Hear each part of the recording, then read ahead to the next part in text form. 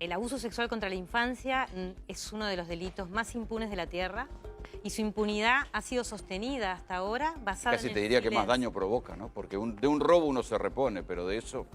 Por eso nos llamamos sobrevivientes los que estamos acá, porque se reconoce que el daño del abuso sexual es comparable infinito. al haber estado en una guerra, al haber estado en un campo de concentración, haber pasado tortura. De hecho, un niño o niña, cuando está siendo abusado, es una tortura. Muchísimas veces esa tortura se repite por años y muchísimas veces el torturador o torturadora es la persona que te tenía que cuidar, como la mayoría Sí, de no, veces y pasa, termina que es embarazando padre. mujeres y la variedad de perversiones es infinita. Tal cual, y por eso, ¿por qué para nosotros estamos seguros de que es bueno hablar? Porque nuestro colectivo se forma hace 9 años, desde el año 2012, recorremos el país hablando de abuso sexual, de nuestras propias experiencias de vida, y vemos cómo, a partir de que hablamos, muchísimas compañeros y compañeras empiezan a comunicar y empiezan a romper, porque el silencio lo que hacía era, vos te mantenías el silencio porque te daba vergüenza. Pero yo me acuerdo hasta hace unos años que contar una cuestión así era excepcional. Y después cuando vos, ahora, cada vez, uno empieza a entender que hay un vasto sector de la población que tiene una experiencia traumática de estas en algún lugar de su infancia o de su historia. Seguro. Pero por eso, cuando vos hablás, rompés la culpa y la vergüenza. Cuando yo presenté el caso Malenchini, que era, tal vez lo recuerden, era el caso de un docente que había abusado hasta de los chornos de Belgrano. O sea, había hecho un desastre en una escuela y para aquel momento no era punible porque todo había prescripto. Se lo consideraba periodismo amarillo. Y así, bueno, que una cosa... Quedarse con eso. Claro. Claro.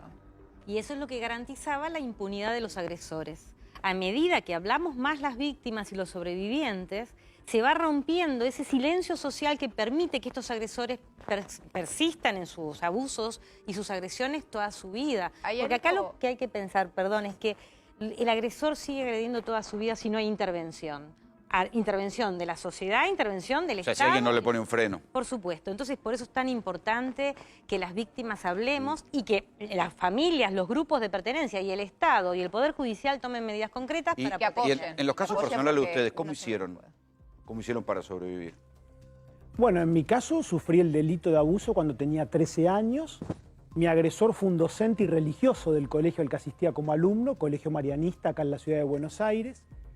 Y Párrafo aparte para los colegios, que no saben a quién meten adentro como docente. Digo, Sí. hay veces que decís, viejo, ¿a quién le estoy mandando a los pibes, por Dios?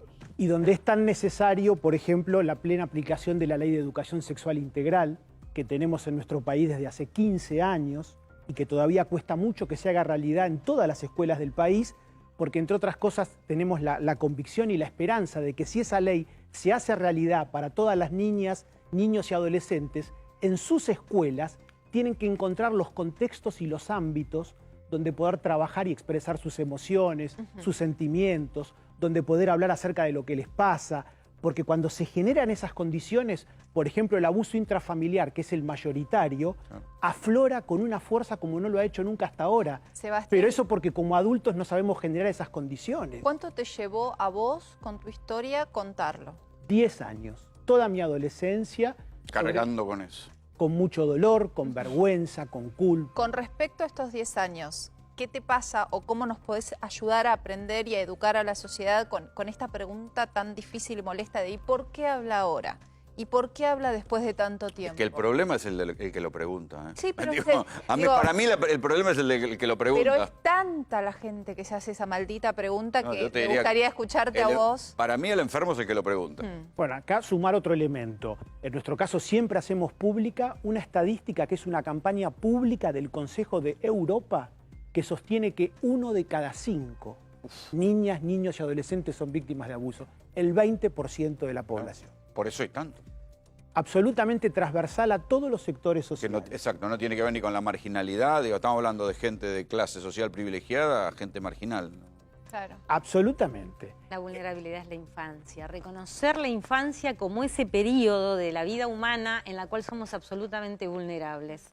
Y si eso lo vemos así, como adultos tenemos la obligación de empezar a cuidar la infancia, pero de verdad. ¿Cómo se ayuda a un chico? A ver, pongamos como ejemplo, estamos hablando de todo esto justamente por lo que pasó con Toto y lo que contó. ¿Cómo se ayuda a una persona que haya decidido empezar a trabajar sobre el tema, contarlo, sacarlo? Nosotros desde que somos asociación civil tenemos grupo de ayuda de pares. Todos los sábados, y desde que empezó la pandemia lo hacemos vía virtual. Todos los sábados tenemos un encuentro en donde todo aquel o aquella que haya sufrido abuso o esté cuidando a un niño o esté protegiendo a un niño que está pasando por eso, o sea pareja, amigo, o sea, el que viene a nuestro grupo tiene que ser alguien que hable en primera persona del abuso sexual, ya sea de la propia, lo viví, o lo está viviendo una persona a la que amo y no sé cómo ayudarla. Bueno, en nuestro grupo vemos cómo el hablar simplemente, esa cosa tan sencilla que es el poder hablar, empezás a sanar y te empezás a liberar. Yo lo que digo es esto, te liberás de la mochila, de la culpa y de la vergüenza. Después te queda la herida, porque en verdad el abuso sexual por eso es algo grave y el Estado tiene que tomar medidas serias y ciertas contra los agresores sexuales. Pero a vos te queda una herida, eso es real. Una cosa es una herida y otra cosa es tener vergüenza, culpa, sentirme humillada, sucia, como todos los que no hemos podido hablar.